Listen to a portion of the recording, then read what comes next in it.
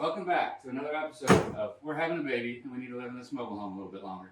We're back in the bathroom today. I've done a little bit of prep work, tearing out all the trim and screwing up the sheetrock so that we can tape and float it. I got rid of the old mirror. It's shattered everywhere. That's why I got my safety glasses. So now we're about to tear out this vanity and this corner cabinet over here. And we're going to get it ready to put a whole brand new vanity, upper cabinets, and we're going to tape and float and texture the whole bathroom. So down here, I've already cut the drain pipe, and we need to now cut the water lines. So we got the water turned off, and we got a hot and a cold line. I've got these PEX caps that we're going to put on right now. This will allow me to cap the water lines off and still be able to get the new vanity over the top, and then we'll cut those off, and we will put a new water valve on.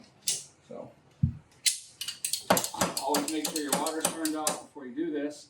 We're going to spill a little bit, so I'm going to put this towel down here. We'll cut that.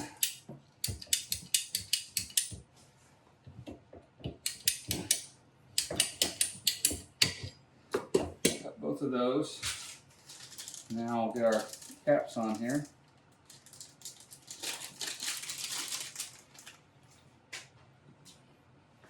Put our crimp ring on.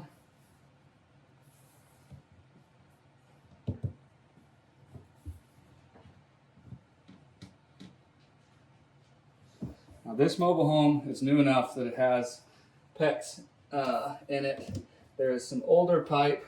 I believe it's like polybutylene or something like that. It's black. If you have the black pipe in here, you cannot use these crimp PEX fittings on it. There is another fitting that you can buy. Comes in a little pack like this at Home Depot, and it'll have one side that has different barbs on it than the other, and it'll have two different style crimp rings, and that will convert you from the old style pipe to PEX. So if you're ever working on an older house, you got to know that.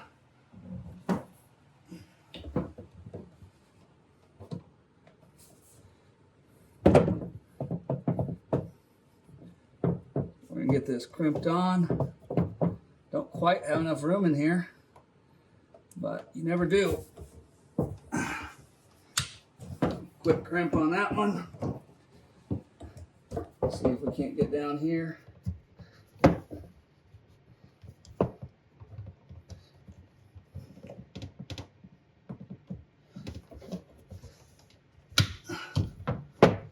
Quick crimp on that one. Now our water's shut off. We throw our trash behind us. Wipe up our water with our wife's nice bathroom towels, but they'll wash up. Pull our trim rings off. Save those for later. And we should be good to just rip this cabinet out. So there was only 2 screws that were up underneath here that's holding this thing in. And so now it's as easy as that. So the other cabinet, not quite sure how it's fastened up here. I couldn't find anything. So we're just gonna rip it out. And that's when we get to have some fun.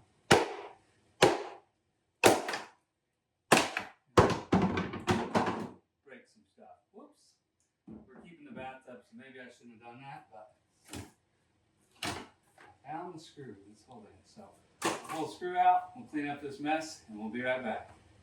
We have already taped all the straight joints. I'm about to do the corners. I'm about to mix up some mud. I like to use Easy Sand 90. It's a 90-minute mud. I use that to do my first coat when I tape, and usually a second filler coat. And then I switch to a box mud, the blue topping mud. It's a lot softer, easier to sand, and finishes out well. So I like to put it in here, get you a good stainless steel mud box and a trowel. I lost my stainless steel one, so I'm using this one right now. But it is worth the money to buy the nicer ones. They clean up good, and they don't rust as bad. And so any kind of drywall tips, I recommend going to Vancouver Carpenter on YouTube. He has a lot of great videos, and as I was continuing to learn how to do it, I watched him and got a lot of good pointers. And then the biggest thing is just practice You're not gonna be good at it at first. I'm still not great. The more you practice, the better you are. So I usually keep a water bottle mixed up when I'm using this, the first coat with the tape. Put a little bit of wood glue in there, and I mix it in with the powder and mix it up in here until it's done. And then I will lay a coat up. And if I'm doing a bunch, I will keep a 5-gallon bucket with a sponge and some water in it. And it'll let me come in here and wash out everything inside, and I can continue. I can mix up another batch, go back at it without ever having to go outside. I don't have a lot in this bathroom, so I've just been going outside and washing everything. So I'm gonna mix some mud up and we will take the joints.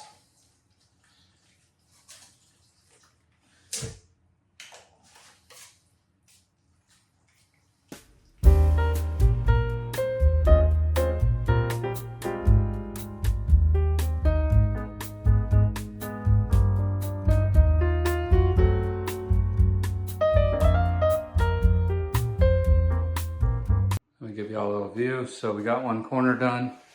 If I come over here, I usually like to tape the one corner and I'll get mud behind it, and then I'll do one side of it all the way up, and I'll let that dry while I do the rest of them, and then I'll come back and I'll do the other side, and that'll keep me from getting my knife into that corner and wiping one side. So once it dries, I can come back and do a nice coat. So I'm gonna do the other corners and then we'll finish everything out.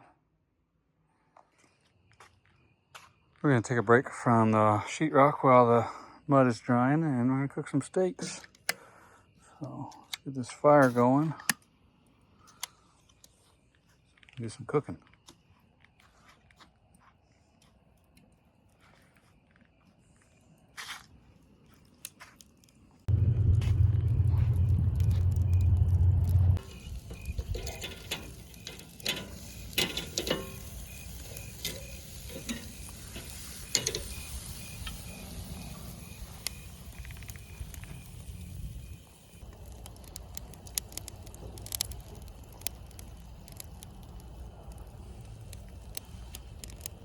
We're on a time crunch, so we're skipping some steps here. Christmas and New Year's is coming, and we have friends coming over to the house, so we got to get this project done. But we got the vanity cleaned up and pulled out of here. Unfortunately, we found a little bit of water leaks behind the vanity, and we had some mold growing. So we had to cut out all this sheetrock, clean everything up after we were done taping and floating everything. But while we were at it, we went ahead and ran a jumper wire over, and we added a second plug for the wife's side. And then we also added a plug up here for a lighted mirror to come in. This mirror has been sitting in our storage room for about 4 years now because my wife's been asking me to put it up, but we didn't have enough plugs. So we are about ready to close this back up. I've got all the mold taken care of, and I'm going to go ahead and spray foam around some of these gaps and down on the walls to keep bugs out and help seal everything up.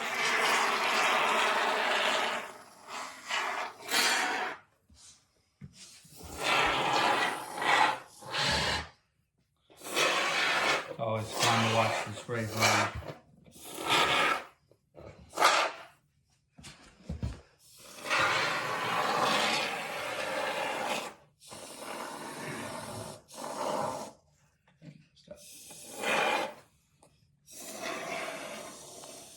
Got my sheetrock all pre-cut and some fresh insulation in the wall. This wonky wall over here that doesn't have any studs in it, and it's not 2x4s. I took some old scrap boards and screwed them in here because there was just too long of a span here, and this is also 3/8 sheetrock, so it's pretty wonky. So now we can put this up here and we can screw a couple extra screws in between the studs, and then we'll get our other piece up. We'll finish taping floating and we can start putting cabinets in. We are done with all the taping and floating, and I have got the bathroom taped off and ready to texture. So I am on a time crunch because we have family Christmas tonight. So I'm gonna try to get some mud mixed up and get some texture sprayed so we can get on the road. So I don't advise doing this inside. I'm gonna come out here in case I make a mess. But this is just topping mud in a box. It's got a blue and white box around where we're at. Some areas it's different, but it is a little too thick right now to spray through a texture gun. So we're gonna water it down a little bit and mix it up until it's just enough to like slide off a spatula, but kind of stay on there. So just a light flick. And then we're gonna load it in our gun, and we're shooting this at 25 PSI with a medium tip to try to get a light orange peel texture on the walls. We got our mud mixed up. I loaded a little test batch in there and I sprayed it out on some cardboard. I'm pretty happy with texture pattern. I always do this before I start spraying on the wall. So now I'm gonna get in the bathroom and we're gonna knock it out. I was lazy and didn't take off the sealant. I'm gonna try to use this cardboard, but I'm probably gonna make a mess. But we're gonna shield this up here and we're gonna start spraying our texture.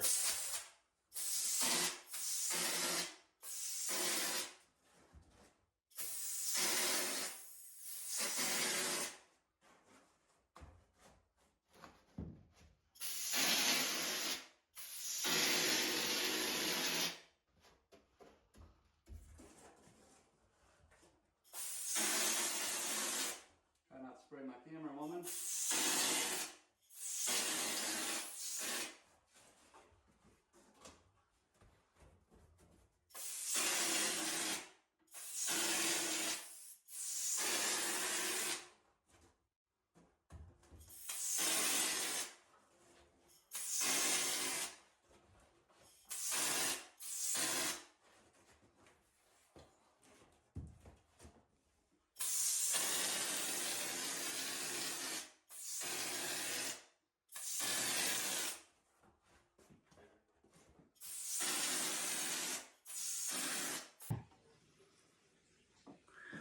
We got all the texture done. It's kind of hard to see from far away, but if you get a side view, see it sprayed all over. I went ahead and pulled all the masking off so the tape didn't leave residue.